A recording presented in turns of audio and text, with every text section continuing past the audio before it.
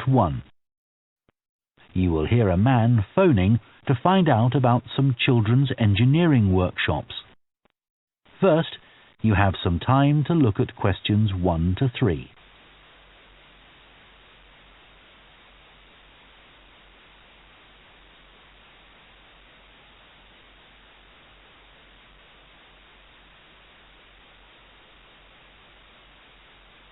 Now listen carefully and answer questions 1 to 3.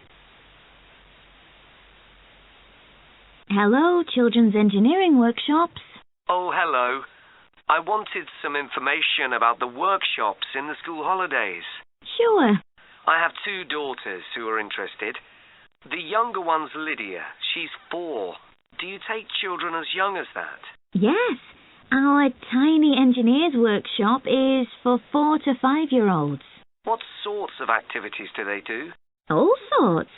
For example, they work together to design a special cover that goes round an egg, so that when it's inside, they can drop it from a height and it doesn't break. Well, sometimes it does break, but that's part of the fun. Right. And Lydia loves building things. Is there any opportunity for her to do that? Well, they have a competition to see who can make the highest tower. You'd be amazed how high they can go. Right. But they're learning all the time as well as having fun. For example, one thing they do is to design and build a car that's attached to a balloon, and the force of the air in that actually powers the car and makes it move along. They go really fast too. Okay, well, all this sounds perfect. Before you hear the rest of the conversation, you have some time to look at questions 4 to 10.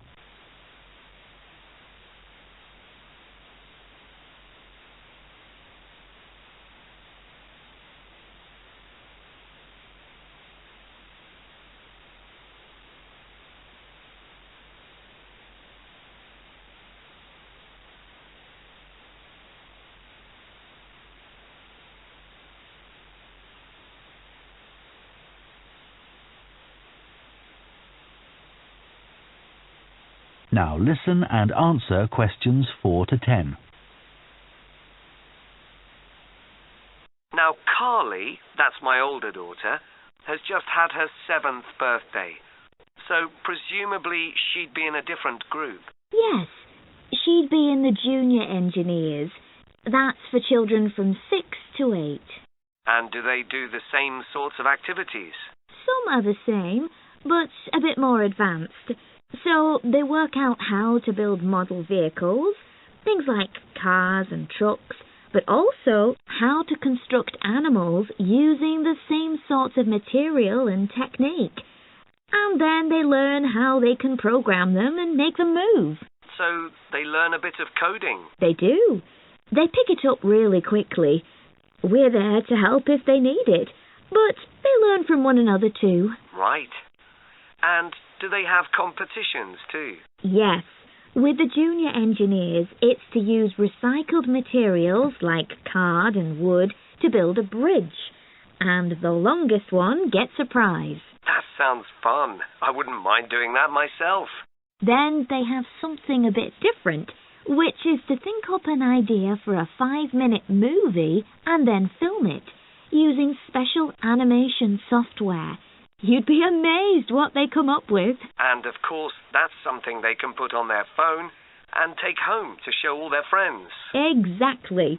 And then they also build a robot in the shape of a human, and they decorate it and program it so that it can move its arms and legs. Perfect. So, is it the same price as the Tiny Engineers? It's just a bit more.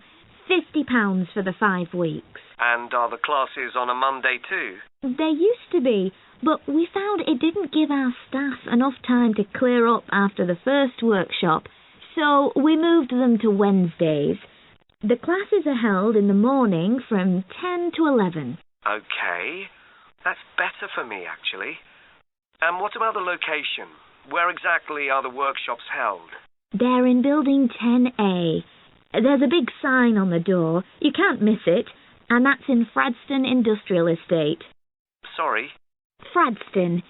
That's F-R-A-D-S-T-O-N-E.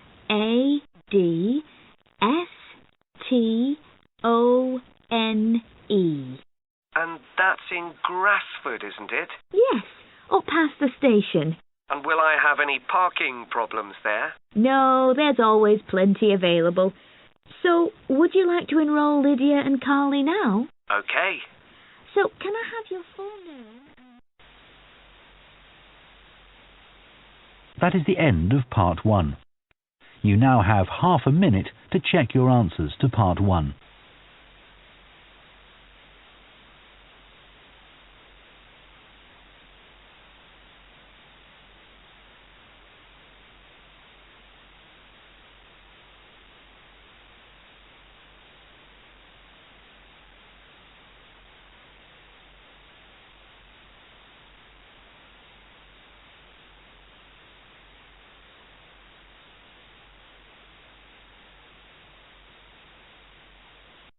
Part 2. You will hear the Managing Director of a company called Stevenson's welcoming a group of work experience students. First, you have some time to look at questions 11 to 14.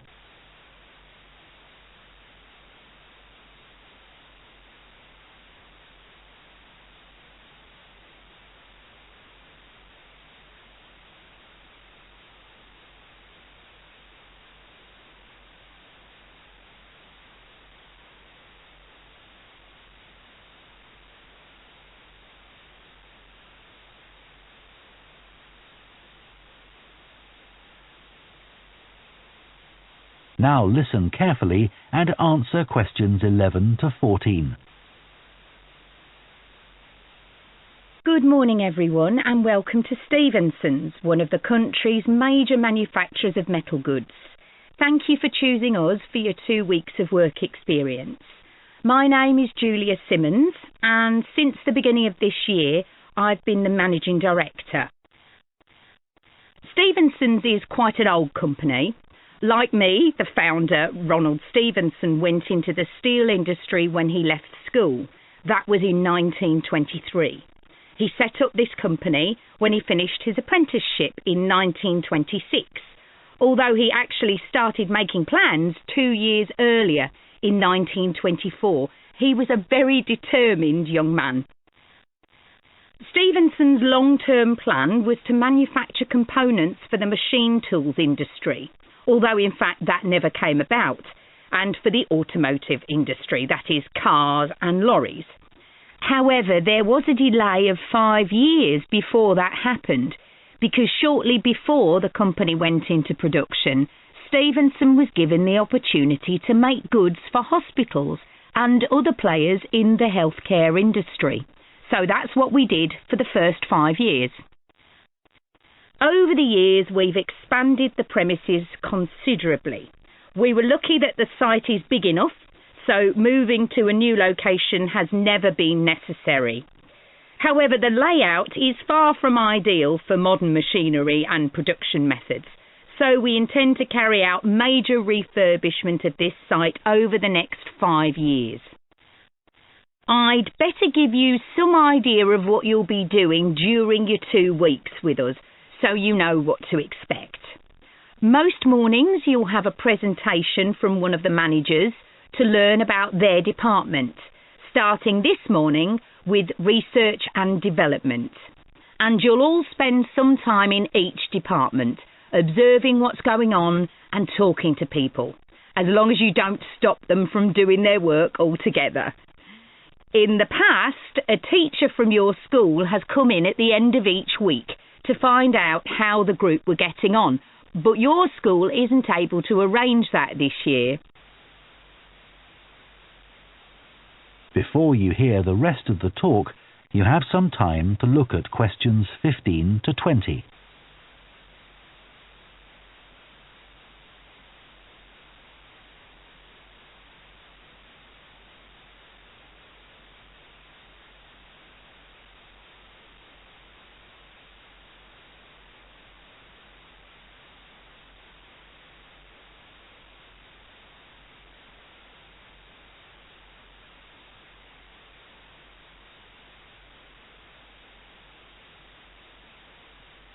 Now listen and answer questions 15 to 20.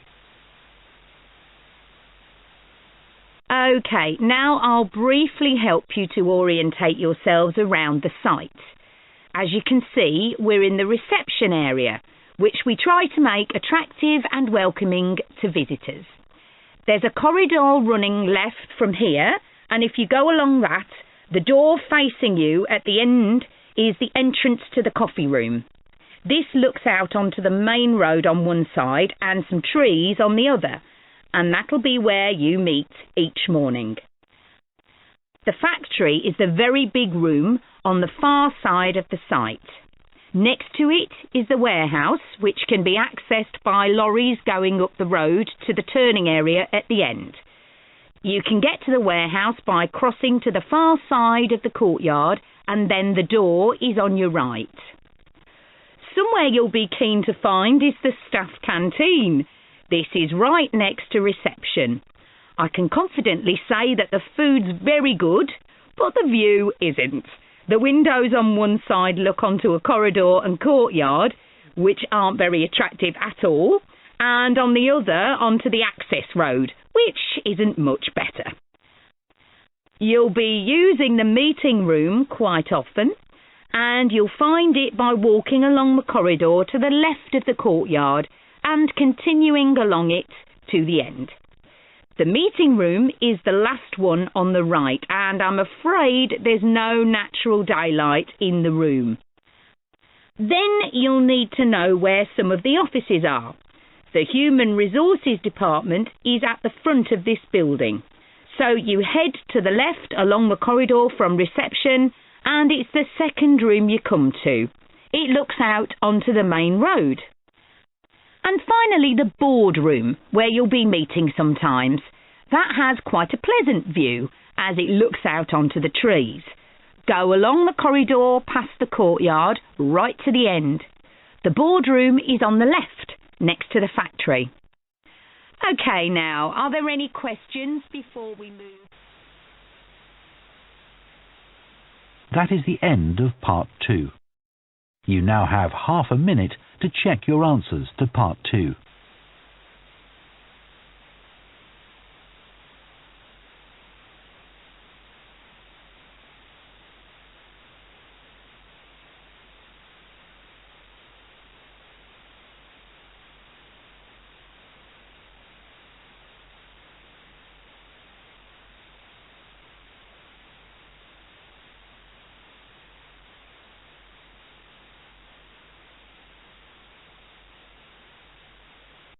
Part 3. You will hear two students called Jess and Tom discussing their art projects. First, you have some time to look at questions 21 to 24.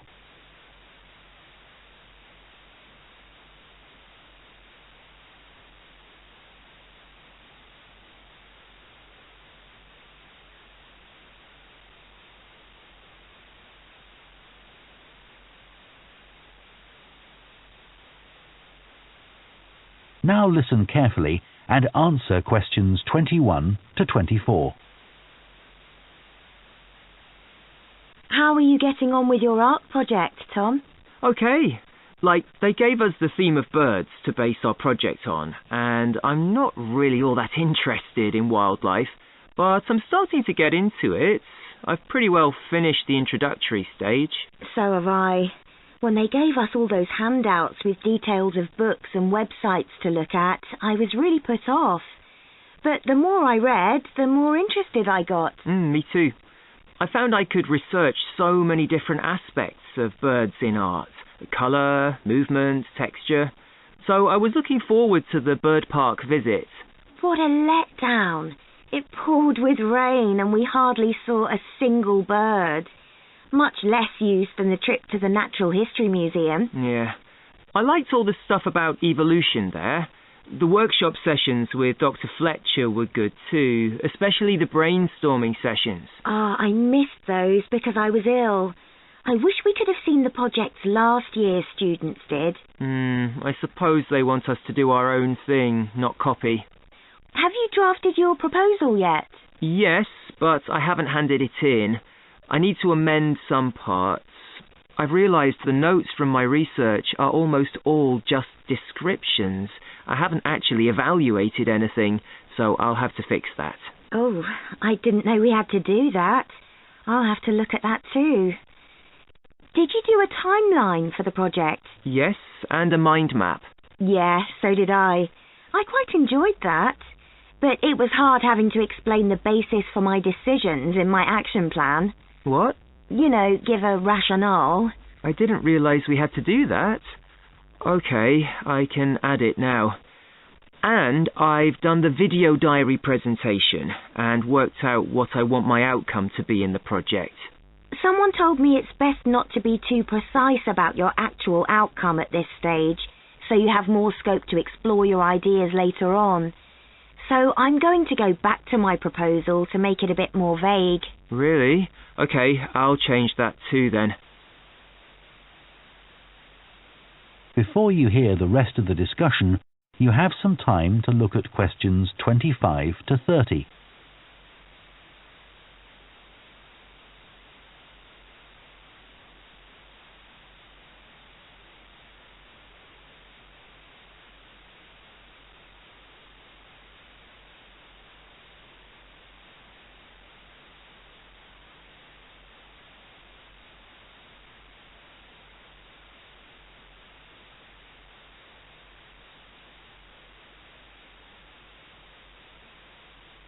Now listen and answer questions 25 to 30. One part of the project I'm unsure about is where we choose some paintings of birds and say what they mean to us. Like, I chose a painting of a falcon by Landseer. I like it because the bird's standing there with his head turned to one side, but he seems to be staring straight at you.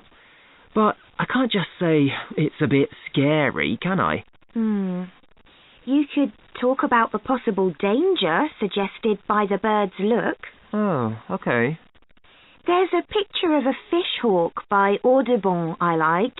It's swooping over the water with a fish in its talons, and with great black wings which take up most of the picture. So you could discuss it in relation to predators and food chains? Well, actually, I think I'll concentrate on the impression of rapid motion it gives. Right. Do you know that picture of a kingfisher by Van Gogh? It's perching on a reed growing near a stream. Yes, it's got these beautiful blue and red and black shades. I've actually chosen it because I saw a real kingfisher once when I was little. I was out walking with my grandfather, and I've never forgotten it. Oh, so we can use a personal link? Sure. Okay. There's a portrait called William Wells. I can't remember the artist, but it's a middle-aged man who's just shot a bird, and his expression and the way he's holding the bird in his hand suggests he's not sure about what he's done. To me, it's about how ambiguous people are in the way they exploit the natural world. Interesting. There's Gauguin's picture, Vira Mati. He did it in Tahiti. It's a woman with a white bird behind her that is eating a lizard. And what I'm interested in is what idea this bird refers to. Apparently, it's a reference to the never-ending cycle of existence. Wow. I chose a portrait of a little boy, Giovanni de' Medici. He's holding a tiny bird in one fist. I like the way he's holding it carefully so he doesn't hurt it. Oh, right. That is the end of part 3. You now have half a minute to check your answers to part 3.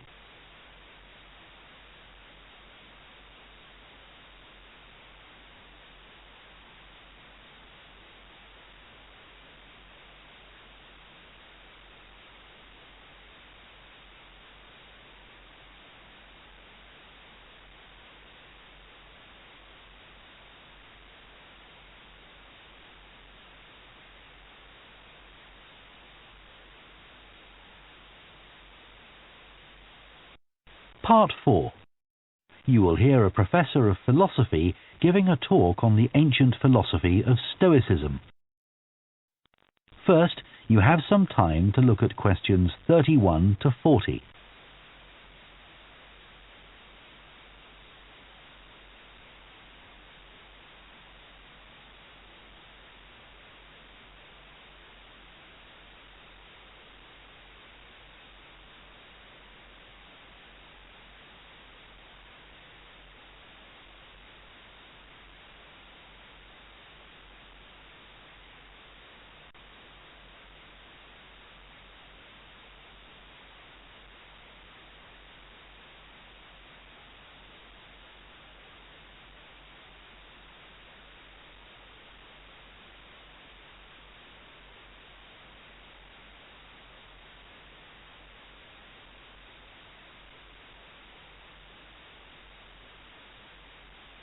Now listen carefully and answer questions 31 to 40.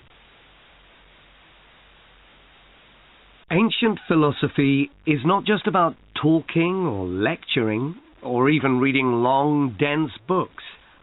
In fact, it is something people have used throughout history to solve their problems and to achieve their greatest triumphs. Specifically, I am referring to Stoicism, which in my opinion is the most practical of all philosophies and therefore the most appealing. Stoicism was founded in ancient Greece by Zeno of Citium in the early 3rd century BC, but was practiced by the likes of Epictetus, Cato, Seneca, and Marcus Aurelius. Amazingly, we still have access to these ideas, despite the fact that the most famous Stoics never wrote anything down for publication.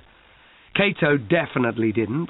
Marcus Aurelius never intended his meditations to be anything but personal.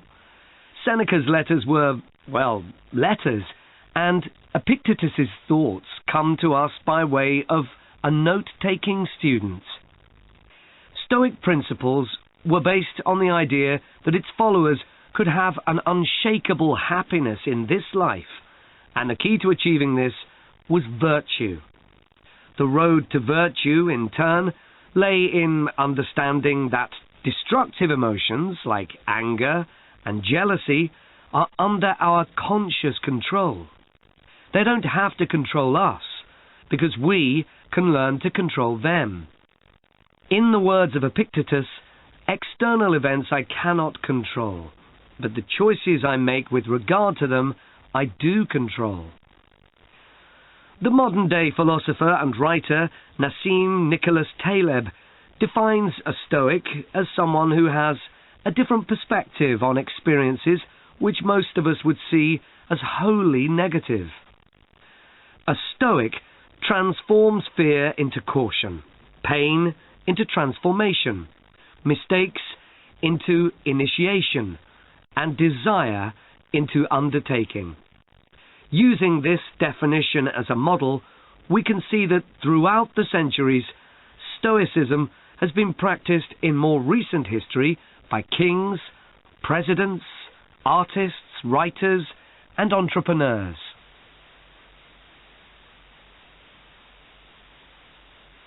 The founding fathers of the United States were inspired by the philosophy. George Washington was introduced to Stoicism by his neighbors at age 17, and later put on a play based on the life of Cato to inspire his men. Thomas Jefferson kept a copy of Seneca beside his bed. Writers and artists have also been inspired by the Stoics.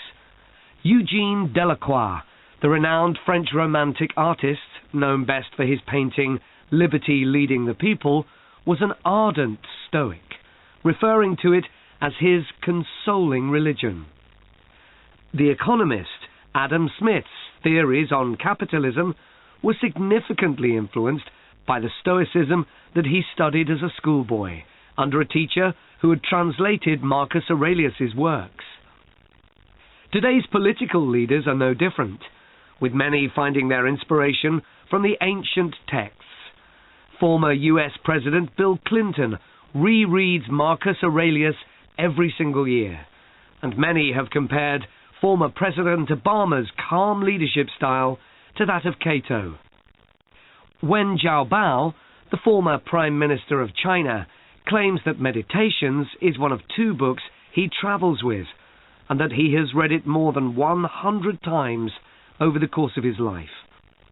Stoicism had a profound influence on Albert Ellis, who invented cognitive behavior therapy, which is used to help people manage their problems by changing the way that they think and behave. It's most commonly used to treat depression. The idea is that we can take control of our lives by challenging the irrational beliefs that create our faulty thinking, symptoms, and behaviors by using logic instead. Stoicism has also become popular in the world of business. Stoic principles can build the resilience and state of mind required to overcome setbacks, because Stoics teach turning obstacles into opportunity, a lesson every business entrepreneur needs to learn. I would argue that studying Stoicism is as relevant today as it was 2,000 years ago, thanks to its brilliant insights into how to lead a good life. At the very root of the thinking, there is a very simple way of living. Control what you can and accept what you can't. This is not as easy as it sounds and will require considerable practice. It can take a lifetime to master. The Stoics also believed the most important foundation for a good and happy life is not money, fame, power, or pleasure, but having a disciplined and principled character, something which seems to resonate with many people today. That is the end of Part 4. You now have 1 minute to check your answers to Part 4.